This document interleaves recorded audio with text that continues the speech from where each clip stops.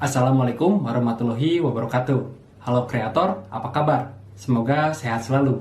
Kalian sudah capek-capek membuat video yang menarik, tetapi thumbnail dan judulnya biasa saja. Sangat disayangkan, karena pada akhirnya orang-orang lebih memilih mengklik thumbnail dan judul yang menarik milik kompetitor kalian. Jangan biarkan itu terjadi. Jangan biarkan kesempatan untuk mendapatkan penonton lebih banyak lagi hilang begitu saja. Thumbnail dan judul adalah yang pertama kali yang akan dilihat oleh penonton saat memilih konten untuk ditonton, baik di beranda YouTube, di ruang rekomendasi, atau di halaman hasil pencarian. Yang nyatanya, thumbnail dan judul kalian akan berdampingan dengan thumbnail dan judul milik kompetitor kalian. Kalian akan bersaing dengan mereka. Ibaratnya baliho konten. Kalian ingin melihat keduanya menarik, memicu rasa ingin tahu, memberi gambaran isi video kalian, dan menjadi magnet untuk lebih banyak orang untuk kemudian menonton video kalian. Saya akan menjelaskan hal yang perlu kalian perhatikan untuk mendesain thumbnail, tips menulis judul, dan cara menggunakan analitik untuk melihat performa thumbnail dan judul tersebut. Hal pertama yang harus kalian lakukan adalah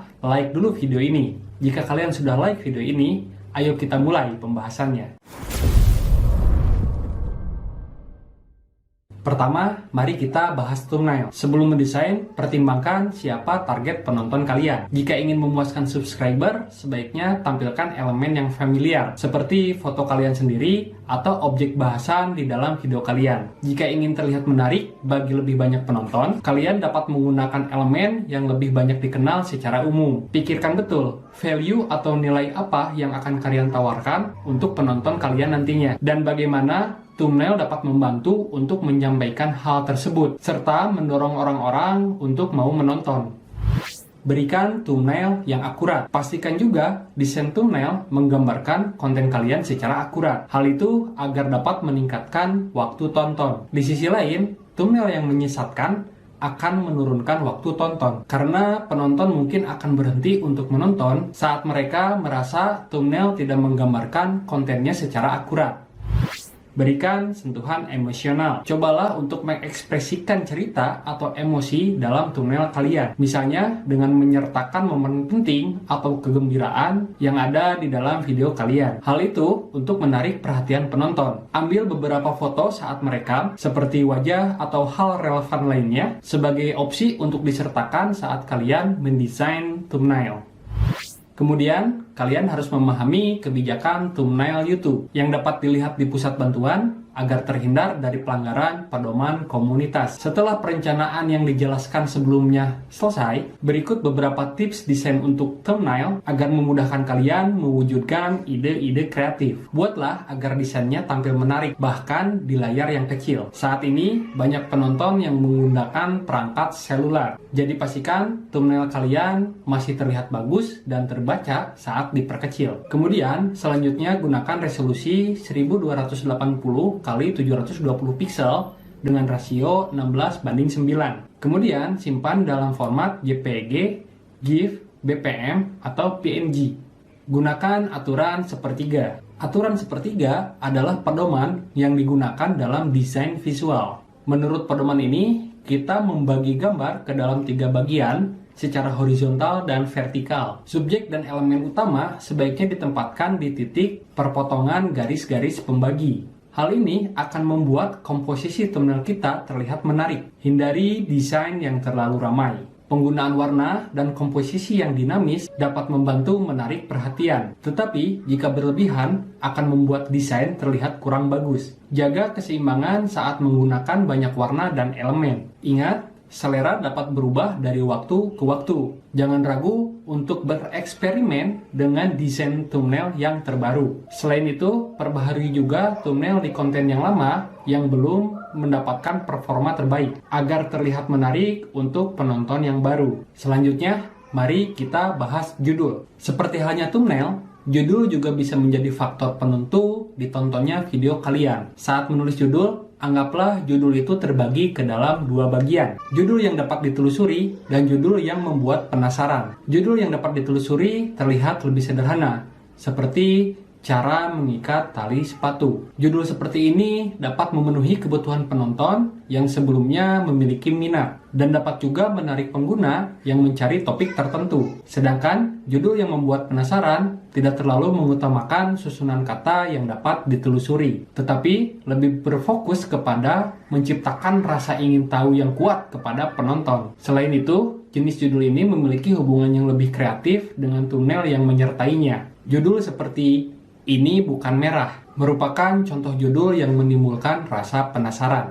Judul seperti ini biasanya menarik bagi penonton yang mungkin tidak mencari topik tertentu. Kedua jenis judul tersebut sama-sama berpeluang sukses untuk menarik penonton. Tentukan mana yang paling sesuai dengan konten yang kalian buat. Apapun pilihannya, ingat tips berikut ini saat menulis judul. Berikan judul yang akurat. Judul harus menjelaskan video secara akurat. Jika tidak, penonton mungkin akan segera berhenti untuk menonton video kalian. Jika demikian, visibilitas konten kalian akan menurun. Pertahankan judul singkat. Penonton mungkin hanya melihat sebagian dari judul. Jadi, tulis kata yang paling penting di awal. Tempatkan detail atau nomor episode di akhir. Batasi penggunaan huruf besar semua dan emoji. Keduanya bisa menjadi elemen yang bagus. Oleh karena itu, gunakan seperlunya saja untuk memperjelas bagian yang penting dalam judul. Sekarang, sedikit banyaknya kita sudah memahami bagaimana membuat thumbnail dan judul yang baik. Sekarang kita akan bahas cara menggunakan analytics untuk melihat performa dan mendapatkan inspirasi. Saat mengevaluasi efektivitas judul dan thumbnail, rasio klik tayang dan waktu tonton dalam 24 jam pertama setelah upload dapat memberi kalian indikasi performa suatu video. Rasio klik tayang menunjukkan seberapa sering penonton menonton video kita setelah mengklik thumbnail dan judul. Dan waktu tonton menunjukkan seberapa lama mereka menonton video kita. Untuk mengetahui interaksi dengan subscriber, kalian dapat melihat rasio klik tayang di feed subscription. Untuk penonton umum, kalian bisa melihat rasio klik tayang di beranda, disarankan, dan telusuri. Karena di tempat-tempat tersebut, penonton sering menemukan video dan channel baru. Perlu diperhatikan bahwa seiring dengan peningkatan jangkauan, akan ada kemungkinan CTR menurun. Hal ini wajar karena penonton sesekali atau kemungkinan akan jarang mengklik video kalian dibandingkan dengan subscriber kalian. Yang paling penting adalah memperhatikan performa video kalian secara keseluruhan, bukan hanya CTR, tetapi juga matriks lain seperti retensi penonton dan waktu tonton secara keseluruhan. Jika CTR tinggi, tetapi waktu tonton dan retensi rendah, ini mungkin berarti judul dan thumbnail kalian awalnya menarik penonton, tetapi kemudian tidak diikuti dengan konten video yang aktual. Atau bisa saja penonton merasa judul dan thumbnail kalian tidak akurat dengan isi video kalian. Pastikan penonton benar-benar menonton konten kalian, bukan hanya tertarik untuk mengkliknya saja. Terakhir, kalian dapat menemukan tab penonton di bagian analitik di studio untuk menemukan inspirasi. Kalian juga dapat melihat video lain yang mereka tonton guna memicu ide-ide kreatif untuk thumbnail dan judul kalian. Selain itu, gunakan juga tab riset untuk mempelajari apa saja yang dicari penonton kalian di YouTube. Saya harap tips ini dapat membantu kalian untuk membuat thumbnail dan judul yang efektif untuk konten kalian. Jika kalian senang dengan video ini, jangan lupa untuk like, kemudian share kepada teman-teman kalian agar manfaatnya menyebar luas. Dan jangan lupa untuk subscribe channel saya ini karena saya akan banyak membahas tentang tutorial, tips, dan trik bagaimana cara mendapatkan uang di internet, khususnya di YouTube. Sampai berjumpa di video yang lain. Wassalamualaikum warahmatullahi wabarakatuh.